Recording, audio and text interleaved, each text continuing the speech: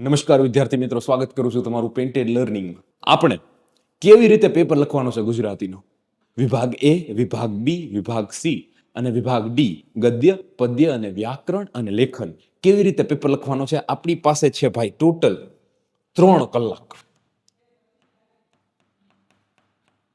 180 minute તમને paper વાંચવા માટે સમય આપવામાં આવશે. તમને તમારે પેપરની અંદર જવાબ વહીમાં માહિતી લખવાની છે અને એના પછી તમારે તમારા જવાબો લખવાના શરૂ કરવાના છે. હવે ગુજરાતીમાં ગદ્ય વિભાગ, પદ્ય વિભાગ, વ્યાકરણ વિભાગ અને લેખન વિભાગ છે. ટોટલ જે છે આપણને મળે છે 45 મિનિટ. ગુજરાતી મીડિયમના વિદ્યાર્થીઓને ખાસ સૂચના છે અને ઇંગ્લિશ મીડિયમના વિદ્યાર્થીઓને પણ ખાસ સૂચના છે કે સૌથી પહેલા ઓબ્જેક્ટિવ પ્રકારનું વ્યાકરણ પતાવી દો. બરાબર, 20 પ્રશ્નો હશે અથવા તો 16 પ્રશ્નો હશે, 20 પ્રશ્નો, અને એના અંદર તમારું 20 મિનિટમાં વિભાગ એ પૂરો થઈ જશે. તમને અહીંથી 15 થી 20 મિનિટ બોનસ મળવાની છે અને તમારે 20 મિનિટ છેલ્લે કામ આવશે તમને. બરાબર, એના પછી તમે ગદ્ય અને પદ્ય વિભાગ પતાવો. એની અંદર 20 માર્ક્સની અંદર 4 માર્કના જોડકા, 4 માર્કની ખાલી જગ્યા અને 2 પ્રશ્નો એક વાક્યના, એટલે કે ગદ્ય, વ્યાકરણ પતી ગયું, વ્યાકરણ ફિનિશ, ગદ્ય અને પદ્ય.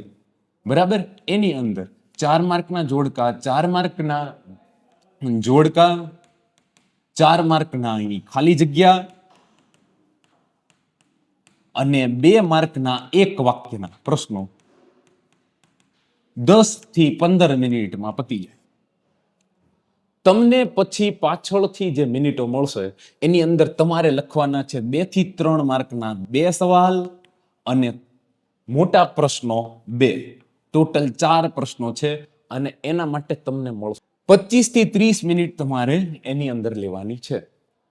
એની અંદર 5 મિનિટની અંદર 2-3 વાક્યોના 5 થી 7 મિનિટમાં પૂરા થઈ જાય તો બાકીના પ્રશ્નો વિચારીને લખતા પણ 10-10 મિનિટ મળવાની છે. 2 વિભાગ પૂરા.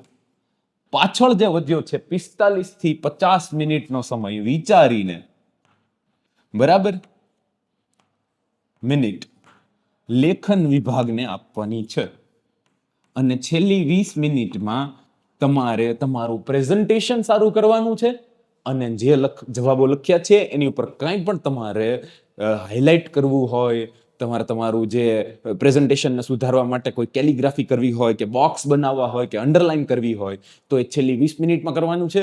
કોઈ વાક્ય મિસિંગ રહી ગયું હોય તો તમારે ત્યાં લખી નાખવાનું અને આરામથી પેપર લખવાનું છે. 2 પ્રશ્નો એક પેજની અંદર આવી જાય એવી રીતે તમારે લખવાનું છે, જેનાથી તેને ચેક કરવામાં મજા આવે, તમને લખવામાં મજા આવે. તો આ સિમ્પલ ફોર્મ્યુલા છે.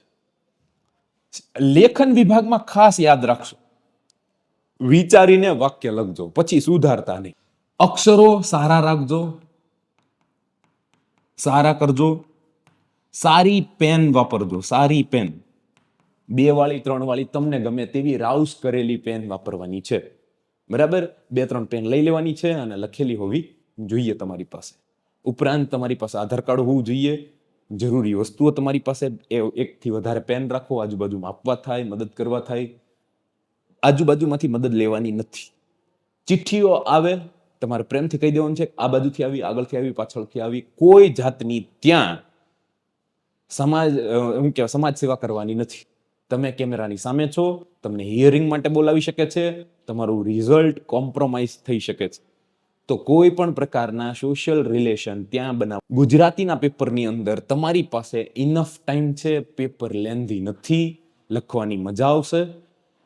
આ જ સૂચના છે. તો ફરી એક વખત ધ્યાનથી સાંભળી લો. 3 કલાકનો સમય છે, 180 મિનિટ છે. વ્યાકરણ પહેલા પતાવી દો. જે સવાલ નથી આવડતો એને છેલ્લી 20 મિનિટ માટે રાખો, વ્યાકરણ પતાવી દો. જવાબો સામે છે અથવા વિચારવાના છે, જાજો ટાઈમ નહીં લાગે. હું 20 ક્વેશ્ચન છે અને 20 મિનિટ આપું છું. 2 મિનિટમાં તો થઈ જ જાય, પણ એ 15 મિનિટમાં થઈ જાય. એના પછી ગદ્ય, પદ્ય અને લેખન તમારી મરજી મુજબ. હું તો એમ કહું છું કે વ્યાકરણ વિભાગ પહેલા પતાવી દેજો, બરાબર. પછી ગદ્ય અને પદ્યની અંદર પણ મેં તમને કહી દીધું કે તમારે 4 જોડકા, 4 ખાલી જગ્યા અને 2 વાક્યોના પ્રશ્નો, બરાબર. જવાબ હામાં છે. એક વાક્ય, બે શું કે બે એક વાક્યના આ 10 માર્ક જે છે એ તમારું 10 મિનિટનું કામ. બાકીની 35 મિનિટની અંદર તમારે ટોટલ સવાલો લખવાના છે 4. કેટલા લખવાના છે? 4. બરાબર છે. તો આ મુજબ તમારે લખવાનું છે, એટલે તમારી પાસે ટાઈમ વધશે. લેખન વિભાગમાં તમને વિચારવા માટે સમય મળશે. શેના માટે મળશે? વિચારવા માટે સમય મળશે. તો આ સમયનો સદુપયોગ કરજો. બધાને ઓલ ધ બેસ્ટ. તમારું પેપર જોરદાર જવાનું છે. આવતીકાલે આપણે મળીએ છીએ સોલ્યુશન સાથે. જેવું પેપર બહાર આવશે એવું પેપર મારા હાથમાં આવશે. હું દરવાજે જ ઊભો રહેવાનું છું અને સીધો તમારી સામે લઈને આવવાનું છું કે જો આ મેં કીધું, આ આવ્યું, એ મુજબ આપણે કરશું. નમસ્કાર.